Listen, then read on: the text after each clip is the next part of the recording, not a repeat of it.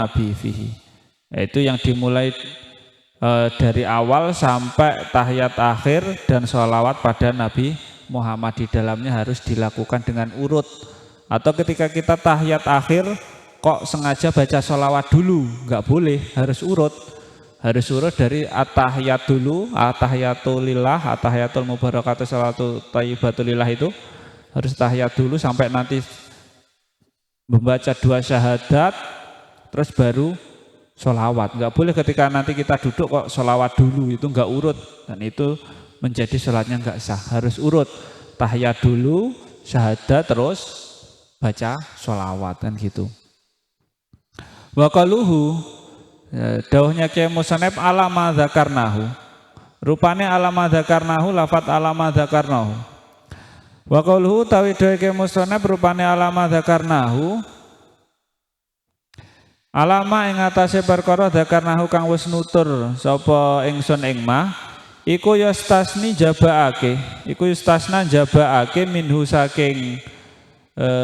saking qauluhu apa wujubu muqaranatin niyah olahe wajib barengake niat li takbiratul ihrami maring takbiratul ihram. Wa muqaranatul julusi lan olahe barengake lungguh al akhiri kang akhir li tasyahudi maring tahiyat. Wa sholatu lan donga sholawat ala nabi ing atase Kanjeng Nabi Muhammad sallallahu alaihi wasallam. Jadi dawuhnya Kyai Musonep yang wajib mengurutkan semuanya, yang namanya urutkan harus 1, 2, 3, 4, 5 harus seperti itu. Niat takbir baca Fatihah sampai duduk terus, nah, itu harus urutkan gitu. Tetapi dawuh yang tersebut itu mengecualikan dari yang memang rukun-rukun yang harus disertakan semuanya. Seperti kayak takbiratul ihram itu bareng atau memang harus menyertakan niat yang harus dilakukan ketika takbiratul ihram. Ketika bareng atau bersamaan gitu, itu kan memang tidak urut. Nah, yang seperti itu memang harus dilakukan. Jadi dari keseluruhan rukun-rukun sholat, mulai dari takbir sampai salam itu semuanya harus urut. Nah, pemahaman tentang urut ini itu mengecualikan dari niat yang harus bersamaan dengan takbir dan juga berdiri kan gitu. Dan juga duduk yang harus menyertakan tahiyat syahadat dan juga sholawat kan seperti itu. Nggak boleh nanti kok berurutan semuanya harus dilakukan satu-satu. Ada memang rukun-rukun yang harus dilakukan bersamaan seperti halnya niat dan takbiratul ihram dan juga berdiri. Tahiyat yang harus disertakan dengan bacaan at-tahiyatul mubarakatuh sholatu thayyibatulillah sampai sholawat, syahadat dan sholawat dan juga salam. Itu semua kan harus dilakukan bersamaan ketika kita duduk. Nah, itu. Wajib berurutan tapi dengan rukun-rukun yang sudah ditentukan, karena ada rukun-rukun yang memang wajib dilakukan bersamaan. Nah, itu semua dari atas itu adalah rukun-rukun sholat. Mungkin kalau dari yang mengikuti pengajian ada yang kurang paham silahkan diulangi. Kalau memang ada yang salah silahkan dibenahi. Tulis di kolom komentar atau di di bawah itu.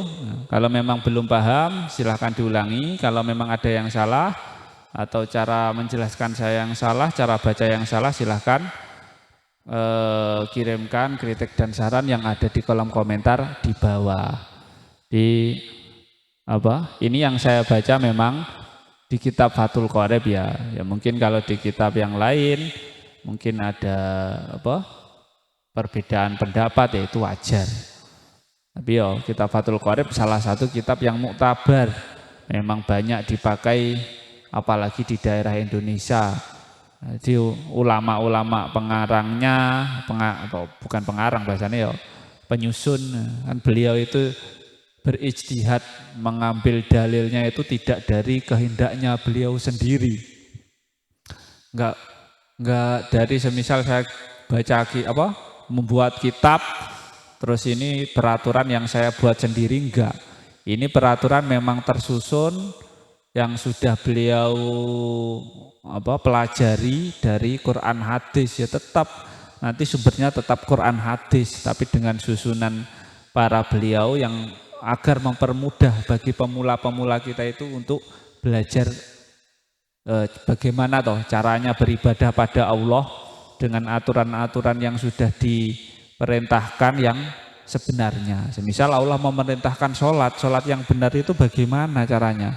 Nah ini kita tetap lewat para ulama. Kalau langsung lewat Quran dan hadis ya kesulitan, bahkan rawan apa? Salah menafsirkan kan gitu. Kalau orang menafsiri Al-Quran dengan caranya sendiri, apalagi cuma modal terjemahan kan gitu, itu malah berbahaya.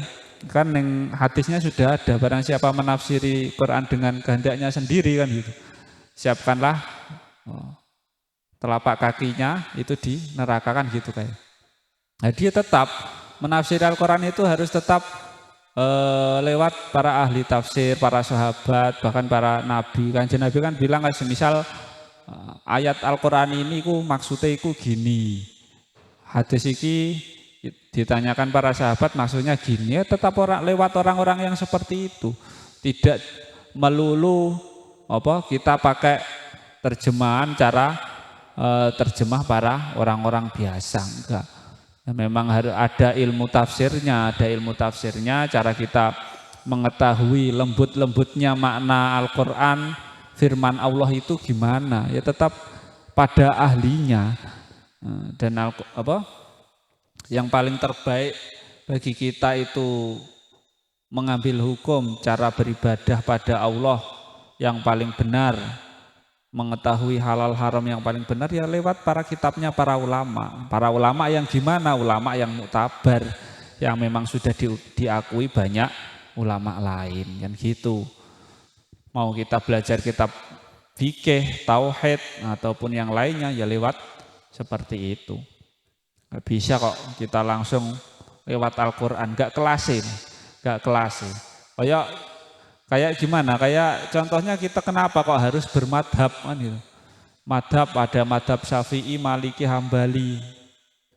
Nyapa kok orang langsung wae lewat Al-Quran kan gitu. Ya memang harus seperti itu. Kalau memang ya di luar yang itu ya apa arepe nafsiri Al-Quran sakarepe dhewe. Nah, para ulama, kebanyakan ulama itu ya memang bermadhab, mau bahkan para wali itu ya bermadhab. Kok arepe ora nggih madhab ya malah rawan tersesat. Yang berbahaya itu ketika kita nanti kan menafsiri Al-Quran dengan cara berpikir kita sendiri toh.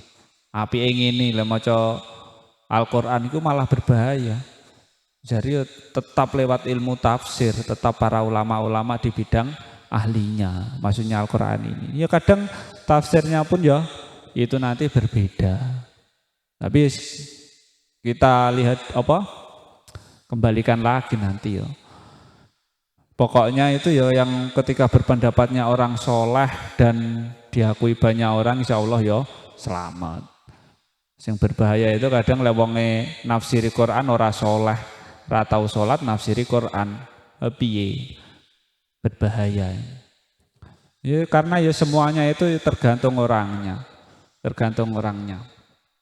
Pokoknya apapun pekerjaan, selama orang itu soleh, dekat dengan Allah, insya Allah semuanya ya baik-baik saja. Mau pejabat pun itu ya bisa kita anggap baik nanti ketika dia orangnya soleh. Mau pebisnis itu juga orang soleh yang bisa kita ikuti nanti.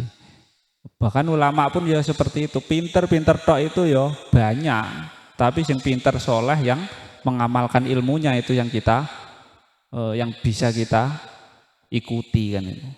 Pinter tok ngerti hukum semuanya bisa kan gitu. Wallahu a'lam.